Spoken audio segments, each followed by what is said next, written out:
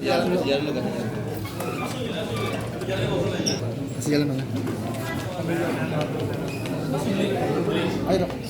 Dok, mungkin seperti apa dok? Sembari jalan. Kan dia berhenti bang. Sembari jalan. Saya tak dorong. Kita nggak dorong. Nggak dorong apa tangannya? Permisi maaf ya. Sembari jalan. Orang dia diem kok. Faktanya yang tanggal 12, tanggal 20 itu tidak terjadi peristiwa pidana ya. Jelas tadi ya. Di tanggal ya. Persaingan itu jelas banget. Soalnya ngomongin duit terus. Ya 40 miliar, 8 miliar, ratusan miliar gitu. Nanti akan kita ungkap lagi sebelumnya. Ya. Jadi tanggal 12 tidak ada peristiwa pidana, tanggal 23 tidak ada peristiwa pidana ya.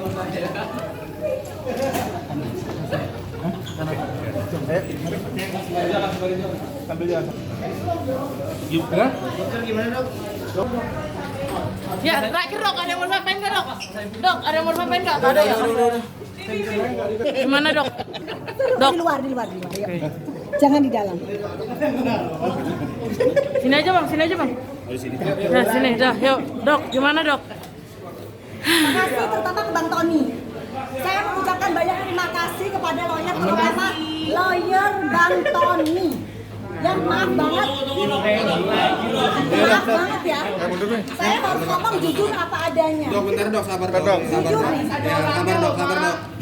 Dari semua pertanyaan lawyer, Sabar dok. dari semua pertanyaan lawyer, yang menurut saya, menurut pandangan saya, Doktif, yang paling berkualitas adalah pertanyaan dari lawyer Tony. Ya, sangat membuat saya senang sekali. Kenapa?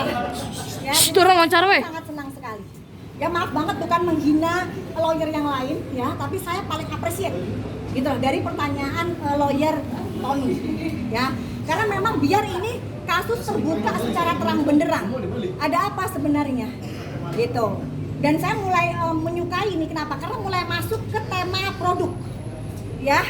Kita mulai masuk ke masalah intinya, produknya. Nah, makanya excited banget gitu ya. Dok, akhirnya sampai ke pertanyaan itu. tadi sempat dicecar soal persaingan bisnis dok. Gimana dok? Ini ya, saya tanya. Apakah merupakan persaingan bisnis jika saya tidak pernah menjual barang yang dia jual? Saya tidak pernah menjual WT, saya tidak pernah menjual Glubio yang sama seperti WT, saya tidak pernah menjual Red Skin, saya tidak pernah menjual yang namanya Recuping.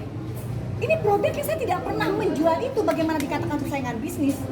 Atau misalnya saya menjual serum penumbuh rambut, ya kan?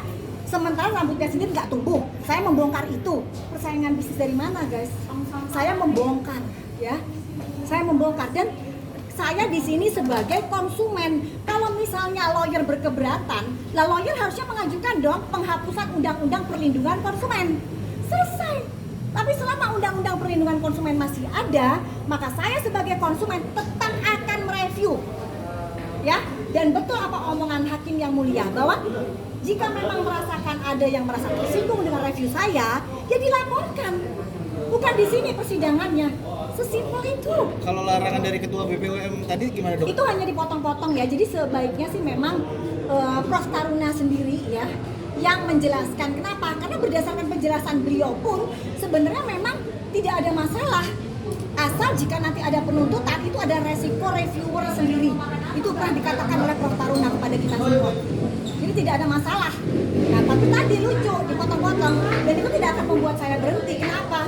Asal kalian ketahui, Doktif melaporkan dugaan penipuan White Tomato itu di bulan Desember. Ya, jadi ternyata baru dirilis oleh BPOM itu di bulan Maret. Bayangkan jika tidak pernah dirilis oleh BPOM sampai detik ini mungkin seorang terdakwa Richard tidak akan duduk di dalam, tidak akan masuk. Tetapi Doktif yang review akhirnya di bulan Maret rilislah BPOM. Itu pun setiap minggu Doktif tekankan kepada BPOM. Kapan rilis BPOM? Kapan rilis BPOM? Supaya terhenti penjualan WT. Gitu ya guys ya. Tadi dokter juga tolak menjawab soal yang produk dokter juga yang bermasalah dengan BPOM. Itu bagaimana? Tidak ada kaitannya. Misalnya gini, bila memang ada seorang terdakwa Richard atau lawyer siapapun yang merasa keberatan dengan produk Doktif, dilaporkan. Sama seperti Doktif melaporkan terdakwa Richard. Kan sesimpel itu. Ini bukan persidangan yang membahas produk Doktif. Tapi nanti Doktif juga akan bahas. Asal sama-sama produk dari Richard pun itu ada 4 yang dilakukan relabeling pencabutan nomor edar. Jadi Richard ya terdakwa DRL itu diduga melakukan relabeling itu tidak cuma di WT, Dena Salmon dan Recumis Stem Cell, tapi ada 4 produk lain ya, dari produk orang lain dia ganti stikernya dan dia aku tuh produknya dia. Jadi hati-hati guys, orang ini bahaya banget. Nanti kita lihat. Dok, Ya. tadi sempat cabut BAP gimana dok? Yang nomor poin Memang betul, 19. karena memang di situ dokter menyampaikan memang pada saat itu mungkin di pikirannya dokter itu pertanyaannya itu adalah produk WP, bukan akun. Nah, itu ada miss, tapi yang jelas dokter tidak mengenal akun Gerabah Shop, akun Reseller tidak pernah mengenal. Dan jika memang harus diperbaiki, ya dokter katakan memang dokter mencabut yang lama, dokter katakan yang terbaru. Oke.